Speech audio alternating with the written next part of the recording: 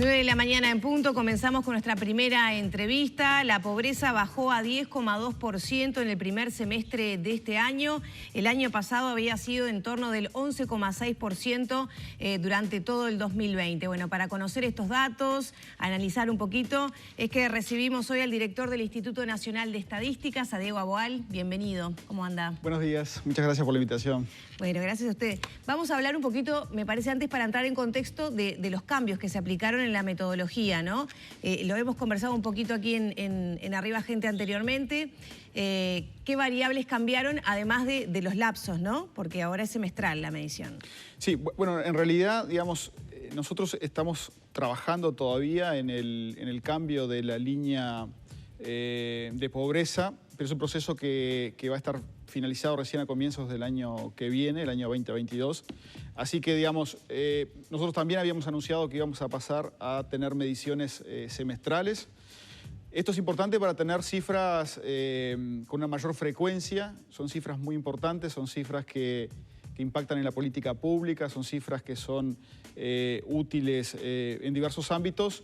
Y entonces, a partir de este año comenzamos la publicación semestral, pero el método de medición es el mismo que se viene llevando a cabo desde el año 2006. Así que durante el 2021 la única novedad es que comenzamos a publicar datos semestrales y además también liberamos los microdatos de la encuesta continua de hogares con frecuencia semestral, que antes se hacía con frecuencia anual. Esto va a permitir que cualquier analista pueda ver esos microdatos y computar diversos elementos que quiera desde la investigación, el gobierno, etc. Así que la única modificación es que vamos a publicar con más frecuencia esta información. O sea, pero no hay otra. ¿No hay algunas modificaciones a nivel de la canasta? Por ejemplo, la eliminación de algunos elementos y la inclusión de otros nuevos a la canasta. No, digamos...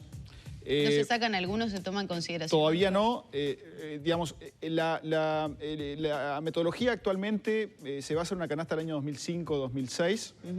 Básicamente la pobreza por el método del ingreso consiste en poner valor a una canasta de bienes de consumo alimenticios y no alimenticios, básicos, y los hogares que tienen un ingreso por debajo del valor de esa canasta son pobres y los que están por encima no lo son. Ahora, la canasta que se utiliza actualmente es la que fue fijada en el año 2005-2006 a partir de una encuesta de gastos e ingresos de los hogares. 16.724 pesos, ¿no?, para Montevideo, 10.802 para interior urbano y 7.334 pesos para interior rural. Correcto, y en el caso de... Eso para unipersonal. Unipersonal, exactamente. En el caso como ejemplo, de un hogar de 3 personas en Montevideo, el valor está a junio de este año en 40.780 pesos. O sea que si el hogar tiene ingresos por debajo de 40.780 pesos es pobre y si no, no lo es.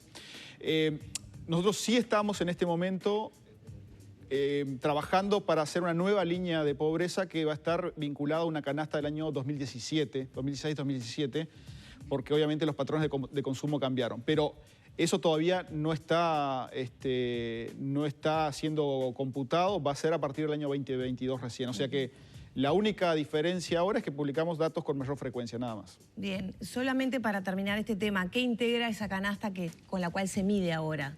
¿Qué integra, digamos, ese ítems que van sumando los ingresos? Claro, a ver, integran centenas de ítems, pero básicamente la canasta total se compone de 2 canastas, una que es una canasta alimenticia, que es una canasta básica que cubre los requerimientos calóricos básicos para vivir, y luego una serie de otros productos que son necesarios para la vida. Eso para la línea de pobreza. Para la línea de indigencia que también medimos es el valor de esta canasta alimenticia solo. Es decir, aquellos hogares que no logran tener ingresos para comprar una canasta básica de alimentos con un nivel de calóricos básicos, son personas que caen en la indigencia. Ahora, ¿no? Aboal, uno piensa siempre cuando habla de estos temas en alimentos, pero la persona tiene que sobrevivir, tiene que tal vez ir a trabajar, tiene que ir a estudiar, claro, tiene que pagar la luz, tiene que pagar el agua, si tiene impuestos municipales. ¿Todo eso está considerado dentro de la canasta básica? Claro, digamos, dentro de la línea de pobreza sí. no dentro de la línea de indigencia. O sea, para considerar... Para la pobreza sí. Para la pobreza, eso sí. que acaba de Correcto. señalar a nivel calórico, de alimentos calóricos. Eso es para la línea de indigencia. O sea, uno, digamos, considera que alguien es indigente si no logra tener ingresos como para comprar una canasta básica de alimentos. O sea, que esas personas no tienen ingresos suficientes ni siquiera para comprar la cantidad de calorías necesarias bueno, para la vida. Luego, en la línea de pobreza sí se incluyen otros elementos no alimenticios. Por tanto, la línea de pobreza sí incluye otros elementos que no tienen que ver con los alimentos, ¿no? Yendo un poco a, bueno, ¿qué justifica las reducciones y qué valor tiene comparativo, ¿no? Porque ahora es semestral la medición y la comparación anterior es anual de todo 2020. Bueno, nosotros efectivamente hicimos la medición del primer semestre de este año que arroja una tasa de pobreza de 10,2% en personas en el país, versus la medición anterior, que era la medición anual de 11,6% en el año 2020 y de 8,8% en el año 2019. O sea que la medición que tuvimos en el primer semestre se ubica exactamente en un punto medio entre lo que era la del 2019 y la del 2020. Eso es 1,4 puntos porcentuales menos que el 2020, lo que son aproximadamente, según las proyecciones de población que tiene el Uruguay, alrededor de 50.000 personas menos, pero aún no se llega a los niveles prepandemia, ¿no? del año 2019. Ahora, cuando se toman en cuenta todas estas consideraciones, ¿no? Fue un año muy complejo el 2020. ¿Qué ha pasado para mejorar esos índices de pobreza? ¿Se pudo establecer a través del INE? Si es con apoyos estatales, con apoyos del MIDES, por ejemplo, a través de esas canastas que se pueden acceder. Sí, a ver, el instituto, digamos, publica estadísticas, pero usualmente no hace análisis causales, digamos. Claro, y digamos, no indaga en las explicaciones de esos fenómenos. De todas formas, es algo muy conocido de que, digamos, la situación del mercado laboral es un elemento que es muy importante en la determinación de los niveles de pobreza. El año pasado tuvimos un mercado laboral, incluso a partir de cifras que publica el propio instituto, que se contrajo mucho. Claro, muy afectado y además muy afectado. Ocurrió algo que parecía extraño el año pasado, que digamos, las personas que no contribuyen a la seguridad social, los informales, disminuyeron en la cantidad de ocupados. Parece extraño, pero lo que ocurrió es que fueron los que más perdieron trabajo, salieron del mercado. Y esa gente, obviamente, muchos de ellos tienen niveles de ingresos básicos y hasta esos ingresos fueron perdidos. Entonces, claramente, la afectación del mercado laboral es algo que golpea muy fuerte sobre los niveles de pobreza. Pero para tenerlo un poco más claro, cuando se analizan estos números, cuando se habla de canasta básica, ¿se tienen en cuenta, por ejemplo, ingresos estatales? Sí, se tienen absolutamente, digamos... Porque digo, esto se mantiene por un tiempo. ¿Qué pasa cuando se terminen esos subsidios que, por ejemplo, puede estar dando o esa colaboración que da el Estado a los hogares más pobres? Claro, digamos, lo que... Se termina y ¿qué pasa con eso? Claro, lo que hace el método es comparar absolutamente todos los ingresos que tiene el hogar con este valor de la canasta. Por tanto, todos los ingresos que puedan existir, algunos de forma coyuntural, son sumados y esos son elementos que son considerados para saber si un hogar es pobre o no. Por tanto, obviamente pueden influir, además de los elementos vinculados al tener un empleo y tener una retribución determinada por ese empleo, también posibles apoyos que se brinden, obviamente, del Estado. Eso se suma al ingreso y, por tanto...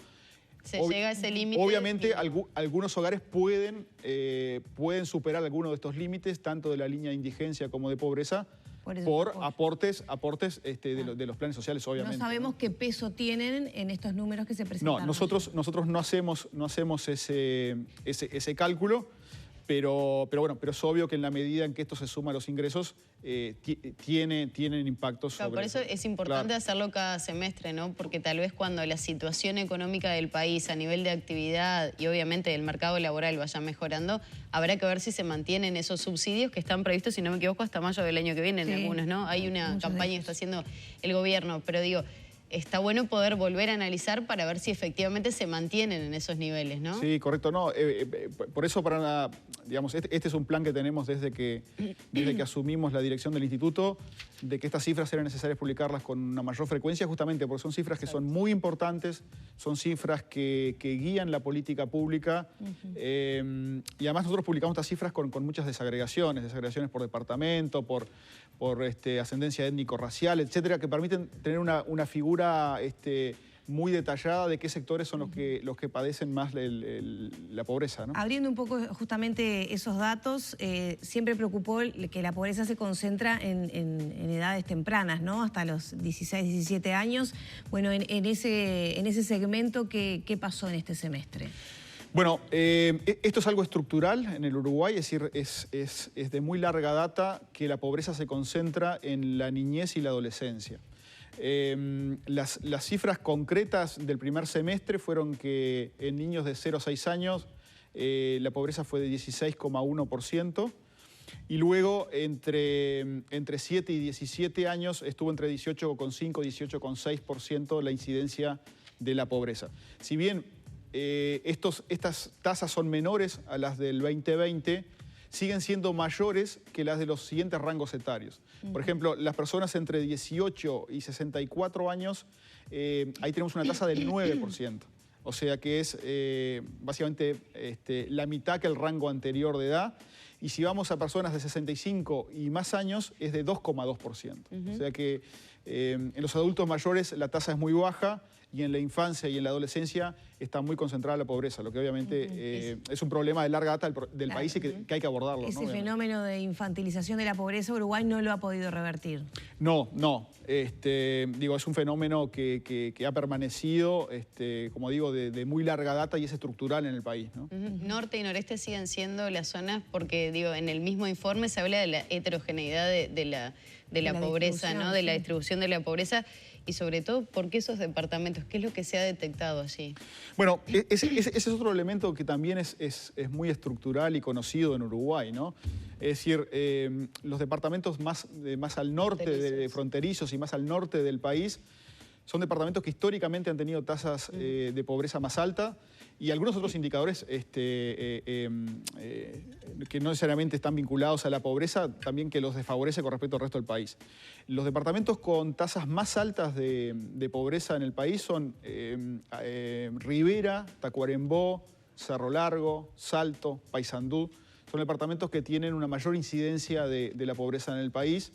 Y los departamentos que están más al sur son departamentos que en general tienen tasas menores. Sin embargo, Montevideo se incluye entre los que siguen ese escalón, ¿no? Claro, Montevideo sigue en el escalón siguiente, digamos, no está entre los departamentos que tienen las mayores tasas, pero es el escalón siguiente, Montevideo está incluido allí. Y además, Montevideo también exhibe una heterogeneidad muy importante y que también es muy estructural.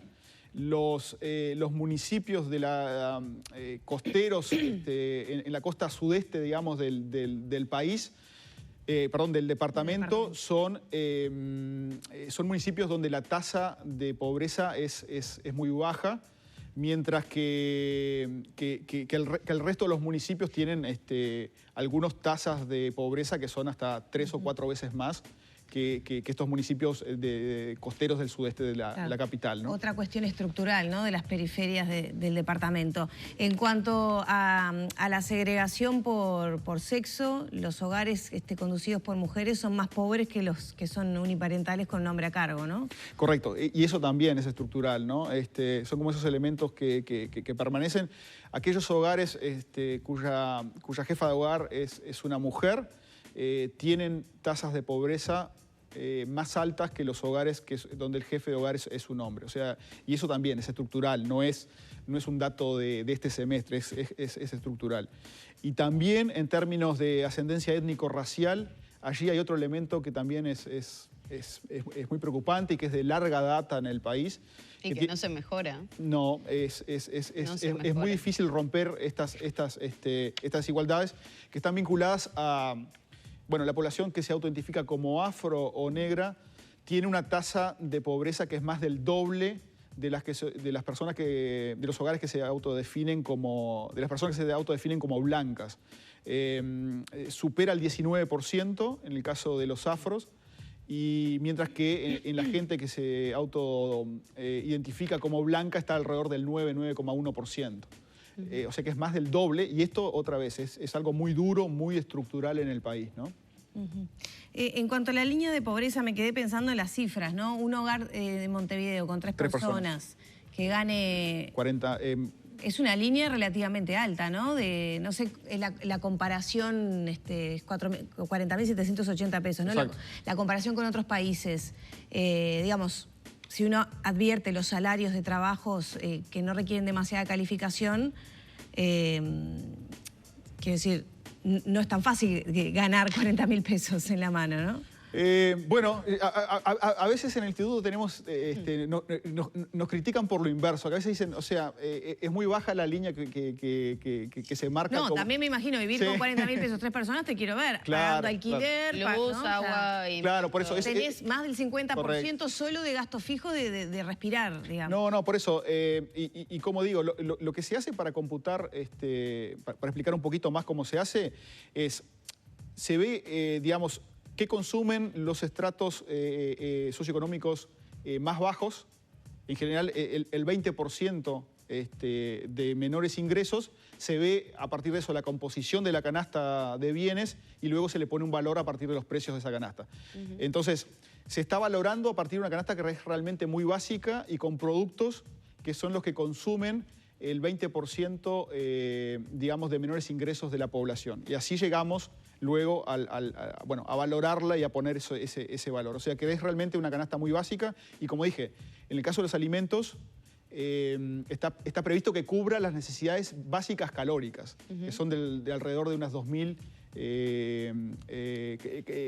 calorías por día. Agual, ¿sorprendió alguno de los datos procesados en esta medición? Bueno, tal vez el dato, digamos, que generó más sorpresa, y hay que ver qué ocurre con las próximas mediciones, porque hay que recordar además que estos datos y las estadísticas del instituto en general tienen márgenes de error, por tanto hay que ver qué ocurre, pero que lo que tuvo un impacto más fuerte en términos de bajada fue la pobreza en el rango etario de 0 a 6 años. Tal vez ese fue el dato más interesante. De hecho, es el valor más bajo desde que se observa esta serie de datos desde el año 2006. Entonces, si bien es alto, como dijimos hoy, en comparación con otros rangos etarios, tuvo una caída muy importante en este semestre. Habrá que ver en los próximos semestres si eso es algo que se mantiene, pero creo que fue el dato tal vez que más, a mí personalmente me llamó la atención por lo fuerte de la caída en ese rango etario, ¿no? Ahora, igual, van a trabajar con el Programa de Naciones Unidas para el Desarrollo, lo que tiene que ver con la pobreza multidimensional. Porque me imagino que una cosa es ver los ingresos y analizarlos desde los números fríos, pero después hay que meterse así de lleno, ¿no? Cuando hablábamos de desnutrición infantil, de muchos aspectos más, ¿cómo va a ser ese nuevo trabajo que va a abordar el INE también? Bueno, eso es muy importante porque, digamos, lo que intentamos medir, el concepto de pobreza, parte de un concepto de privación de bienestar importante. Ahora, ¿cómo uno aproxima el concepto de bienestar? Puede ser con la capacidad de comprar una canasta. Pero después no hacerlo. Claro, primero... Utilizar ese dinero en otras cosas, por ejemplo. Primero puede ocurrir eso porque no necesariamente tener ingresos se transforma en consumo. Ese es uno de los elementos que es importante destacar, pero además... bienestar no está dado solo por comprar una canasta de consumo, puede estar dado por otros elementos vinculados, por ejemplo, a la vivienda, el estado de la vivienda, a si tengo acceso a la educación, a cuál es mi situación en el mercado laboral, a si tengo acceso a la salud. Por tanto, los países han ido hacia construir indicadores que no son sustitutos, son complementarios de lo anterior, pero que dan una visión más amplia en términos de carencias, en términos de bienestar. Entonces, el Instituto está trabajando para esto con ayuda de PNUD y UNICEF, y la idea es que hacia fines del 2022 tengamos la metodología pronta para comenzar a medir un indicador adicional. ¿Todavía no se tiene claro cómo va a ser la metodología? Todavía no. Estamos trabajando con el apoyo, como decía, de UNICEF y PNUD. y con técnicos internacionales que nos están ayudando. Tampoco son metodologías extrañas, digamos. Muchos países en América Latina ya miden pobreza multidimensional, o sea que tenemos muy buenos ejemplos en muchos países, y lo que vamos a hacer es, bueno, adaptar esas metodologías al caso de Uruguay y comenzar a medir esas otras dimensiones de la pobreza. Para el próximo semestre, ¿ya hay algún tipo de proyección de las mediciones? Ya está corriendo, ¿no? O sea, y ya están midiendo. Desde el INE, ¿hay algún tipo de proyección? Justamente en esto que hablábamos, ¿no? De sostenes sociales que están ahora, que quizá no estén en los próximos meses. Bueno, el Instituto no hace proyecciones de sus indicadores y de sus estadísticas, así que no lo tenemos. Obviamente, qué va a ocurrir va a depender mucho de qué ocurre en el contexto también del mercado laboral, etcétera, pero no tenemos esos datos. O sea, son datos que se presentarán hacia fines de marzo, que ahí se va a presentar el segundo semestre. Bien. Ahora, estos datos obviamente van a ser analizados por el gobierno, me imagino, para ver qué políticas se pueden ir aplicando. En ese sentido, el INE apoya el trabajo que se puede ir realizando en territorio, teniendo en cuenta determinados factores que puedan ir detectándose. Bueno, el INE está al servicio de la sociedad y obviamente también al servicio de brindar información que pueda ser útil para las políticas públicas, como para la investigación y demás. O sea que estamos, sí, continuamente en contacto y proporcionando información que puede ser útil para el diseño de políticas públicas, ¿no? Como lo hicimos también con la campaña, por ejemplo, de vacunación, identificando el perfil de quienes estaban vacunados y quienes no, quiénes eran. O sea, estamos continuamente apoyando en todo lo que podemos para mejorar la política pública. La última para cerrar, ¿se viene avanzando a tiempo con el tema del censo 2023 y las pruebas que se vienen haciendo? Bueno, sí, en este momento estamos concluyendo las pruebas piloto, que aprovecho a decir que, bueno, es la primera vez que estamos probando algunas metodologías nuevas de relevamiento, como el autocensado web.